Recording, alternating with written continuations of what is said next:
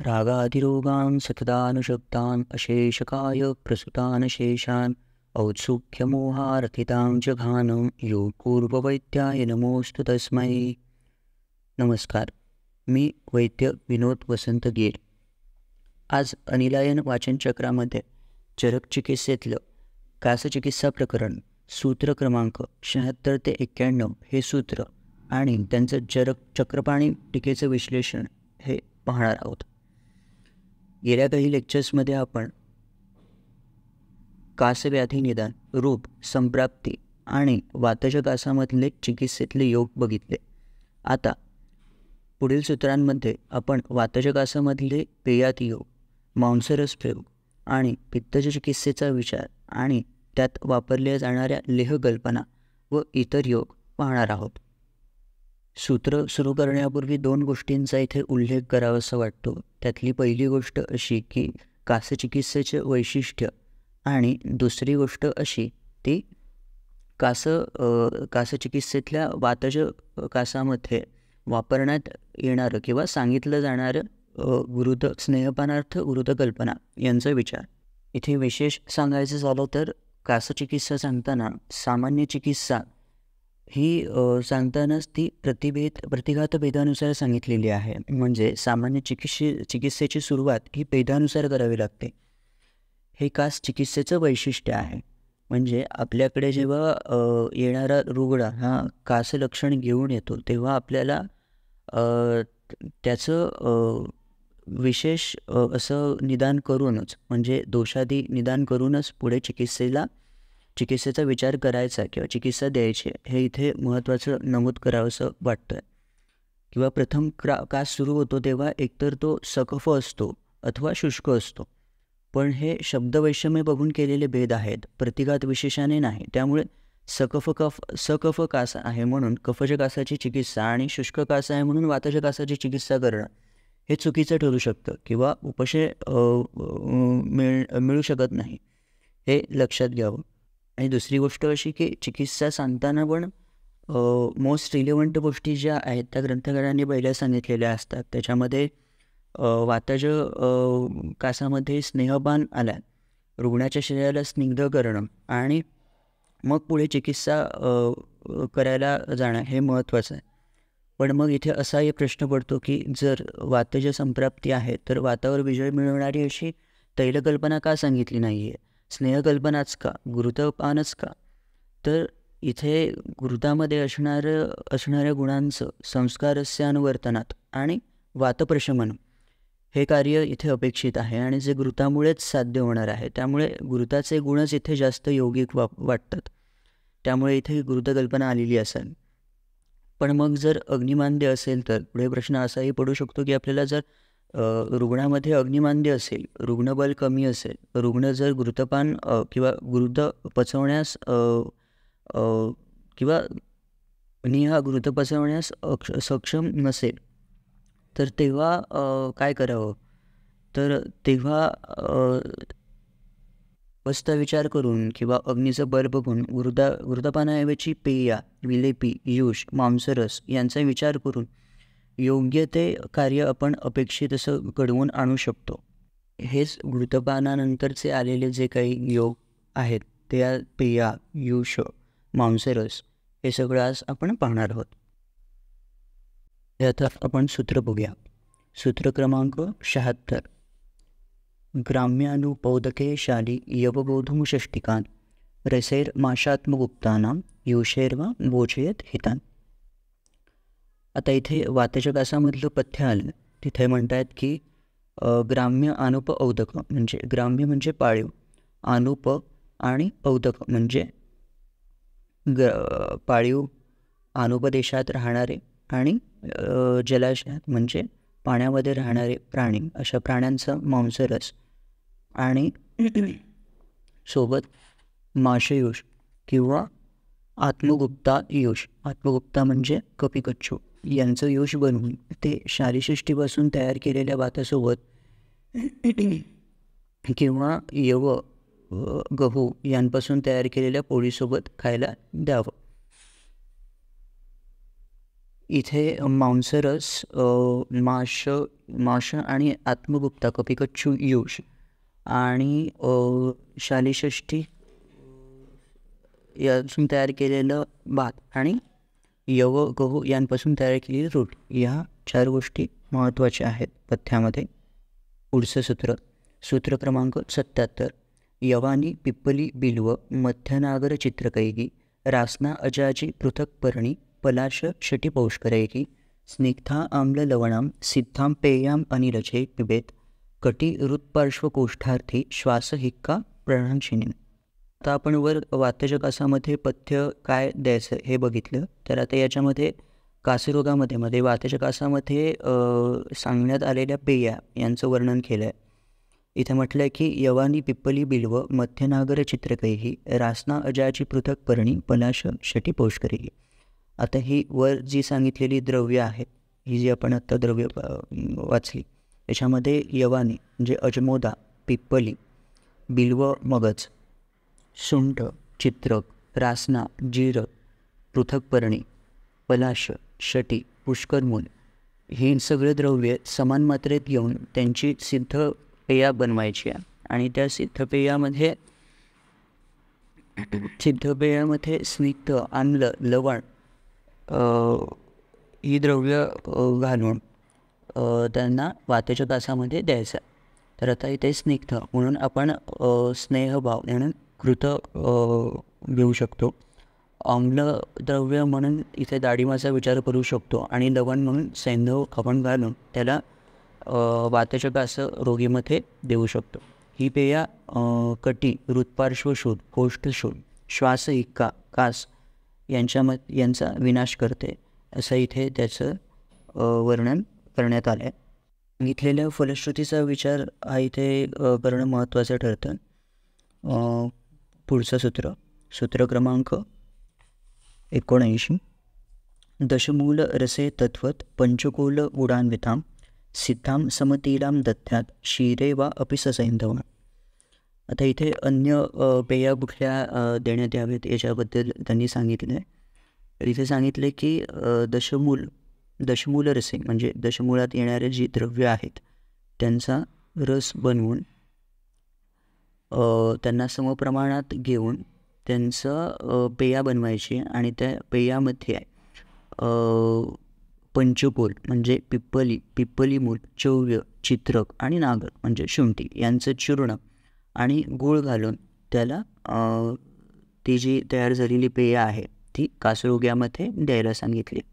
पुढे ते म्हणतात सिद्धां समतीलां दत्त्यात क्षीरे वा अपि ससैंधवाम, म्हणजे तीळ आणि षष्टीशाली घेऊन त्यांना त्याच्यामध्ये दूध घालून ते सिद्ध करून ते रोग्याला द्यायचं आहे.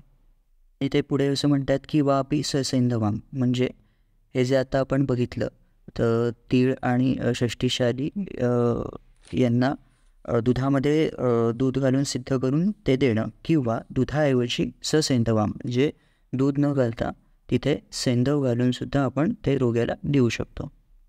पुढे मात्स्य कौकुटवारा आहेर विषैर्वा वृतान्वितां सिद्धां ससैंधवां पेयां वातकासी पिबेत नरः. आता इथे मांसरस निर्मित पेया सांगितली आहे. इथे म्हणतात की मात्स्य म्हणजे मासा, कौकुट कोंबडी, वाराह डुक्कर यांच्यापासून तयार केलेलं मांसरस तयार करून त्याच्यामध्ये त्यांना घृत आणि सैंधव यांच्यापासून सिद्ध करून हे घालून सिद्ध करून ती वातजकासामध्ये पिण्यास द्यायची आहे. पुढे वास्तुको वायसी शाकं मूलकं सुनिषन्नकं स्नेहास्तैलादयो भक्ष्याः क्षीरेक्षु रसगौडिकाः दध्य अरनाल आम्लफल प्रसन्न पानमेव च शस्यते वातकासेतु स्वादु आम्ल लवणानि च इति वातकास चिकित्सा. आता या 2 श्लोकांमध्ये त्यांनी वातजकासामध्ये वापरण्यात येणारे विविध शाक सांगितलेली आहेत. पहिल्यांदा आपण वातजकासामधलं पथ्य बघितलं, वातजकासामध्ये वापरण्यात येणाऱ्या पेया आणि वातजगासामध्ये वापरण्यात येणारे मांसरस निर्मित पेय असं बघितलं. आणि आता आपण वातजगासामध्ये वापरण्यात येणारे शाक हे बघतोय. तर त्याच्यामध्ये त्यांनी असं म्हटलं की वास्तुको वायसी शाकम, म्हणजे वास्तुक वायसी शाक म्हणजे काकमाची, मूलक म्हणजे मुळा, सुरिशन्न हे वातजगास रोगीमध्ये वापरायला सांगितलं किंवा पथ्य म्हणून हे शाक वापरायला सांगितले आहेत. त्याच्यामध्ये पुढे असं सांगितले स्नेहास तैला दयोभक्षा क्षीरेक्षु रस गौडिका. हां, आता इथे स्नेहास तैला दयोभक्षा म्हणजे काय म्हटलं आहे, तर स्नेहनासाठी म्हणजे स्नेह हे कार्य अपेक्षित असल्यामुळे तिथे तैलाचा उपयोग करा. आता इथे तैल असंच म्हटल्यामुळे इथे अपेक्षित आहे तिलतैल, त्याच्यामुळे तिलतैल त्या रोग्यास द्या. आणि पुढे भक्षा हा इक्षु रस गौडिका, हा क्षीर रस आणि गौडिका म्हणजे गुड यांचा भोजनामध्ये प्रयोग करावा. यांच्यापासून तयार केलेले पदार्थ कासरोग्याला, वातजगासरोग्याला द्यावेत. पुढे ते म्हणतात की दध्य अरनाल आम्लफल प्रसन्ना पानमेवच, म्हणजे ते वातजगासाच्या रोग्यामध्ये दही, कांजी, अरनाल, आम्लफल, प्रसन्ना हे सुद्धा पथ्यकर आहे. आणि पुढे म्हणतात की शस्यते वातकासेतो स्वादू आम्ल लवणानीच, आणि विशेष करून वातजगासाच्या रोग्यामध्ये पथ्यकर असं त्यांनी सांगितले ते म्हणजे स्वादू म्हणजे मधुर, आम्ल आणि लवण रसात्मक द्रव्य ही वातजगासाच्या रोग्यामध्ये हितकर आहेत. यामध्ये आपण आता इथे रोग्याची अवस्था, रोग्याचं बल, ऋतू, वय, काल यांचा आणि दोष अवस्था आणि अंशांश दोष अवस्था यांचा विचार करून मग आपण इथे मधुर आम्ल लवण रस कोणत्या प्रकारची वापरायची हे आपण ठरवून ती तेथे तशी द्यावीत. पुढे आता याची आपण टीका बघूया. आत्मगुप्तानाम इति शुकशिंबी फलानाम. आता आत्मगुप्ता असं हे जे वर्णन सांगितलं आहे, तर आत्मगुप्तानाम म्हणजे काय, तर शुकशिंबी फलानाम. शुक म्हणजे तुसं असणारी फळ, शिंबी फळ. आणि दुसरा पर्याय हा कपिकच्छूचा सुद्धा पर्याय इथे सांगितलेला आहे. कपिकच्छूलाच आत्मगुप्ता आणि शुकशिंबी फळ असं म्हटलेलं आहे. पुढे पंचकोल गुडान्विताम इथे प्रक्षिप्त पंचकोल गुडाम, म्हणजे दशमूलादी जी पेया सांगितलेली आहे त्याच्यामध्ये त्यांनी पेया करून झाल्यानंतर प्रक्षिप्त पंचकोल गुडाम, त्याच्यानंतर ते प्रक्षिप्त द्रव्य म्हणून पंचकोल आणि गुळ हा त्याच्यामध्ये घालण्यास सांगितला आहे. पुढे समतिलाम इथे समतिल तंडूल साधितम, जी आपण पेया तयार करणार आहोत त्याच्यामध्ये तीळ आणि तांदूळ हे समप्रमाणात असणं गरजेचं आहे असं इथे ते सांगतात. पुढे आमिषैर्हि इति मत्स्याद्यां मिषैहि सतंडुलैहि सिद्धां वायसी काकमाची. इथे आमिषैहि म्हणजे मत्स्यादी म्हणजे मत्स्यादी जे आपल्याला मांसरस प्रयोगासाठी वापरायला सांगितलेले आहेत त्याच्यामध्ये सतंडुलैहि सिद्धां, त्यांना सतंडुल सिद्ध करून ती पेया मांसरस पेया तयार करायची आहे. पुढे वायसी काकमाची म्हणजे वायसी म्हणजे काकमाची असं त्यांनी इथे सांगितलेलं आहे. याचं वर्णन आपण वातजगासामध्ये वापरण्यात येणारी शाक याच्यामध्ये बघितलेलं आहे. आता हे सगळं झालं वातजगासाबद्दलचं वर्णन, म्हणजे त्याच्यामध्ये आपण बघितलेल्या पेया, मांसरस पेया, त्याचं पथ्य आणि त्याच्यामध्ये वापरण्यात येणारे शाक आणि स्वादू आम्ल आणि लवण रसद्रव्यांचा उपयोग हे सगळं आपण इथे बघितलं. तर आता याच्यापुढे आता आपण बघणार आहोत तर पित्तजगासाची चिकित्सा. पित्तजगासाच्या चिकित्सेमध्ये वापरण्यात येणारी लेह कल्पना आणि इतर काही योग हे आपण आता पुढे बघणार आहोत. सूत्र क्रमांक 83 पैत्तिके सकफे कासे वमनम सर्पिषाहितं तथा मदन काश्मर्य मधुक क्वथितेर्जलैः यष्ट्याव फलकल्कैर्वा विदारी इक्षुरसायुतैः ऋतदोषस्तथा शीतं मधुरं च क्रमं भजेत. आता 83 आणि 84 ही जी सूत्र आहेत याच्यामध्ये त्यांनी पित्ताची चिकित्सा कशी करावी हे एक सामान्य चिकित्सा म्हणूनच मी पहिल्यांदा सांगितल्याप्रमाणे त्यांनी प्रतिघात भेदानुसार चिकित्सा सांगितलेली आहे. तर इथे पित्तच्या कासात ते म्हणत आहेत की जर पित्तच्या कासात कफाचा अनुबंध असेल तर वमनोपक द्रव्यांनी शुद्ध घृत प्यायला देऊन रोग्याचं वमन करणं हितकारक ठरतं. म्हणजे इथे एवढं आपल्याला आता लक्षात आलं आहे की पित्तचे कास असेल तर आणि कफाचा अनुबंध असेल तर तिथे रोग्याला वमन देणं हे हितकारक ठरतं. मग आता ते वमनासाठीचे वापरण्यात येणारे योग आहेत ते आता पुढे येत आहेत. इथे म्हणत आहेत की मदनफल, गंभारी, यष्टी यांचा क्वाद प्यायला देऊन वमन करावं किंवा यष्टीमधू मदनफळ कल्क हा विदारीकंदाच्या स्वरसासोबत किंवा इक्षुरसासोबत देऊन रोग्याला वमन करवावं. आणि हे सगळं झाल्यानंतर ते पुढे असं म्हणतात की हृददोषस्तथा शीतम मधुरम च क्रमम भजे. म्हणजे आता पित्तच्या कासामध्ये वमन करावं हे सांगितलं. वमन कशाने करावं तर त्यांनी ते योग सांगितले. आणि ते वमन झाल्यानंतर दोषनिर्हरण झाल्यानंतर संसर्जन क्रम पाळून झाल्यानंतर अवस्थानरूप किंवा अग्नीचा विचार करून शीत आणि मधुर द्रव्यांचा वापर हा आहारात करायला सुरुवात करायची असे ग्रंथकार सांगतायत. पुढे सूत्र क्रमांक 85 आणि 86. पैत्यैः तनुकफे कासे त्रिवृतां मधुरैर्युतां दद्यात् गणकफे तिक्तैर् विरेकार्थे युतां विशक स्निग्धशीतस्तनुकफे रुक्षशीत कफे घने क्रमकार्य परमभोज्यं स्नेहलैश्च शस्यते. हे लेहश्च शस्यते. आता इथे त्यांनी अवस्थानुरूप कुठले योग वापरावेत ते सांगितलं आहे. तर पित्तच्या कासामध्ये जर कफाचा अनुबंध आहे पण तो कफ जर तनू म्हणजे पातळ असेल किंवा त्या कफाला द्रवत्व असेल आलेलं असेल तर रोग्याला त्रिवृत आणि शर्करा एकत्र करून द्यावं. आणि पित्तच्या कासामध्येच घनकफ असेल, कफाला घनत्व आलेलं असेल तर तिथे त्रिवृतासोबत तिक्तरसप्रधान द्रव्य हे विरेचनार्थ वापरायला सांगितलं. आणि ते पुढे असं म्हणतात की स्निग्ध शीतस्तनुकफे रुक्षशीत कफे गणे क्रमकार्यं परमभोज्यं स्नेहलेश्च शस्यते. म्हणजे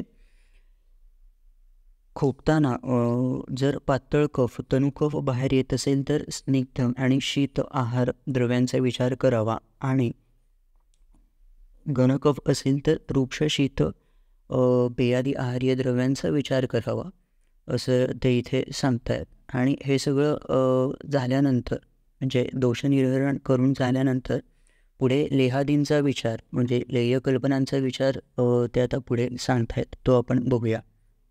सूत्र 87-88. शृंगाटकं पद्मपीठं नीलीसारा आणि पिप्पली पिप्पली मुस्तयष्ट्याह द्राक्षा मुर्वा महौषधम लाजा अमृतफला द्राक्षा त्वक्षीरी पिप्पली सिता पिप्पली पद्मकद्राक्षा बृहत्याश्च फलात्रसा खर्जूरं पिप्पली वांशी श्वदंष्ट्रा च इति पंचते घृतक्षौद्र युधालेहा श्लोकार्धे पित्तकासिनाम. आता इथे त्यांनी जे काही योग सांगितलेले आहेत इथे आता त्यांनी सांगितलेत पंचते म्हणजे 5 योग सांगितलेले आहेत. ते घृतक्षौद्र लेहा म्हणजे आता हे जे काही योग बघणार आहोत ते घृत आणि क्षौद्र म्हणजे मधु यांच्यासोबत देऊन त्यांचा लेहन असा वापर करायचा आहे. बघूया. शृंगाटक, पद्मबीज, निलीसार आणि पिप्पली. म्हणजे पहिला योग सांगितला आहे शिंगाडा, पद्मबीज, निलीसार आणि पिप्पली यांना घृत आणि मधु यांच्यासोबत मिक्स करून त्याचा लेह पित्तच्या कासातल्या रोग्याला द्यावा. पुढचा योग ते सांगतायत पिप्पली नागरमुथा, पिप्पली मुस्ता म्हणजे नागरमुथा, यष्ट्याव म्हणजे यष्टी, नंतर द्राक्षा म्हणजे मनुखा आणि मुर्वा आणि महौषध आणि महौषध म्हणजे सुंठ यांच्यासोबत घृत आणि मधु देऊन त्यांचा लेह रोग्याला द्यायचा आहे. पुढे तिसरा ते सांगतायत की लाजा, अमृतफला, द्राक्षा, त्वक्षीरी, पिप्पली आणि सीता. लाजा म्हणजे लाया, आमलकी, अमृता, आमलकी, द्राक्षा, त्वक्षीरी, पिप्पली आणि सीता, शर्करा. असा हा तिसरा योग सांगितला आहे. पुढचा चौथा योग सांगितला आहे पिप्पली, पद्मक, द्राक्षा, बृहत्याश्च फलाद्रसा. याच्यामध्ये पिप्पली, पद्मकाष्ठ, मणुका आणि कंटगारी, बृहती याचा बृहती फळाचा स्वरस असा इथे घ्यायला सांगितला आहे. पुढे पाचवा योग सांगतायत की खर्जुरम, पिप्पली, वंशी, श्वदंष्टाचे इति पंचते. खजूर, पिप्पली, वंशलोचन आणि गोक्षूर हे द्रव्य घेऊन ते घृत आणि मध यांच्यासोबत रोग्याला ते द्यावेत. इथे आपण वर याचे द्रव्य पाहिली तर ती विशेष करून पित्ताचं शमन करणारी आणि कफाचं पाचन करून कफाला बाहेर काढणारी अशी द्रव्य योजना इथे दिसते. सोबत मधुर द्रव्यांचा सुद्धा त्यांनी इथे उपयोग केलेला आहे. पुढचं सूत्र बघूया. सूत्र क्रमांक 90. शर्करा, चंदन, द्राक्षा, मधुदात्री, फलोत्पलैः, पैत्ये समुस्तमरीचैः, सकफे सघृतोनिले. आता या सूत्रामध्ये त्यांनी दोषानुरूप लेह विचार कसा करायचा तो इथे सांगितला आहे. तर पित्तज कासरोगामध्ये शर्करा, चंदन, द्राक्ष, मधु, धात्री आणि धात्रीफल आणि उत्पल असा योग वापरायचा आहे. अशा योगापासून तयार केलेला लेह वापरायचा आहे. आणि कफयुक्त पित्तज कास अशी अवस्था असेल तर याच लेहामध्ये मुस्ता आणि मरीच म्हणजे नागरमोथा आणि मिरी यांचं चूर्ण त्यात ॲड करून तो लेह तयार करून तो रोग्याला द्यायचा आहे. आणि पुढे वातज अवस्था असेल म्हणजे वातयुक्त पित्तज कास असेल तर त्याच्यामध्ये याच लेहामध्ये घृत मिक्स करून ते प्यायला द्यायचं आहे. एक अवस्थानुरूप त्यांनी इथे वर्णन केलेलं आहे लेहांचं. पुढचं सूत्र क्रमांक 91. मृद्विका अर्धशतम 30 पिप्पली शर्कराफलम लेह येत मधुना गोर्वा क्षीरबम च शकृत रसम. त्यांनी दुसरा एक योग दिला आहे तो म्हणजे मृद्विका अर्धशतम म्हणजे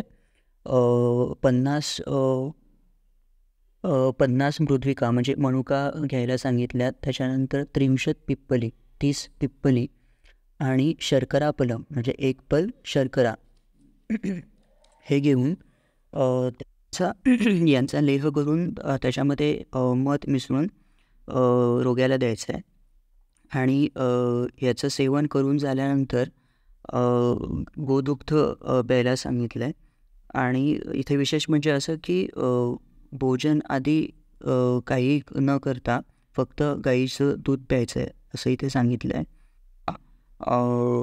लेहेत मधना गोरवा क्षीरपमच शकृत रसम म्हणजे गोशकृत रस म्हणजे गाईच्या शेणाचा रस हा मधासोबत मिक्स करून तो तसा चाटवायला सांगितला आहे. इथेही सूत्र आजची संपत आहेत. जाता जाता काही गोष्टी इथे मला नमूद करायच्या वाटतात. त्या म्हणजे जेव्हा आपण कासरोग्याचं परीक्षण किंवा कासरोग्याची हिस्ट्री घेत असतो तेव्हा ती हिस्ट्री घेताना तो रुग्ण इतिहास घेत असताना प्रश्नपरीक्षा जेव्हा आपण करतो तेव्हा रुग्णाचं वय, दिवस, रात्र आणि भुक्त म्हणजे अष्टांग हृदयामध्ये आपण म्हणजे वाग्भटामध्ये आपण जे काही बघितलं सूत्रस्थानामध्ये वयो अवरात्री भुक्तानाम ही जी संकल्पना आहे त्यानुसार कासाचं लक्षण हे कुठल्या वेळी दिसतंय हे पाहावं. त्याच्यावरून आपल्याला अंशांश कल्पना विचार आणि दोष अवस्था काय आहे हे ठरवून आपल्याला निदान करायला सोपं जाऊ शकतं. सोबतच पुढे सांगावं वाटतं की देशानुसार सुद्धा संप्राप्तींचे वेगवेगळे विचार होऊ शकतात. जसं की अनुपदेशामध्ये कासरोग्यांमध्ये मोठ्या प्रमाणात कृमींचा विचार करणं गरजेचं असतं. आणि साधारण देशामध्ये विशेषतः वात आणि पित्तज अवस्था ही विचार करून चिकित्सा द्यावी लागते. त्यामुळे अनुपदेशामध्ये कासचिकित्सा देताना कृमींचा विचार हा सर्वप्रथम महत्त्वाचा वाटतो आणि कृमींची चिकित्सा ही सोबत द्यावी द्यावी लागते. पुढे अजून एक गोष्ट सांगावीशी वाटते ती म्हणजे आम्ही माधवाचार्य कोल्हटकर प्रतिष्ठानाच्या गुरुकुलला असताना पावसकर सरांनी आम्हाला ती सांगितलेली गोष्ट होती ती म्हणजे की ज्याप्रमाणे एखादी झोपडी आहे आणि ती झोपडी बरेच दिवस उघडलेली नाही आहे आणि एखादी आजी बरेच दिवसानंतर ती झोपडी उघडून आतमध्ये जाते आणि आतमध्ये ती जेव्हा बघते तर ती सगळीकडे जळमटं तयार झालेली असतात. तेव्हा ती ज्याप्रमाणे एखादी केरसुणी घेऊन ती सगळी जळमटं हळुवारपणे गोळा करून बाहेर काढून देते, त्याचप्रमाणे काम हे यष्टीमधूचं आहे. यष्टीमधूसुद्धा हळुवारपणे आपल्या फुफ्फुसात जो कफ साठलेला आहे तो कफ हळुवारपणे काढून म्हणजे कुठलीही तीक्ष्णता किंवा तीव्रता ही न दाखवता हळुवारपणे ते कफ काढून बाहेर काढून टाकण्यापर्यंतचं कार्य हे यष्टीमधूपासून होतं. त्यामुळे यष्टीचं कार्य अधोरेखित करताना सरांनी आम्हाला हा किस्सा सांगितला होता की यष्टीचं कार्य ही तसंच आहे की ते सुद्धा हळुवारपणे त्या कफाला बाहेर गोळा करतं एकत्रित आणि बाहेर काढून टाकतं म्हणजे निर्हरण करतं. त्यामुळे यष्टीमधूचं जर तुम्ही गुण पाहिले तर त्याचं कार्यत्व मला लक्षात येईल आणि त्यांचा यष्टीचा वापर करण्याचा आवाकासुद्धा लक्षात येईल. इथे आज आपण थांबूयात. धन्यवाद.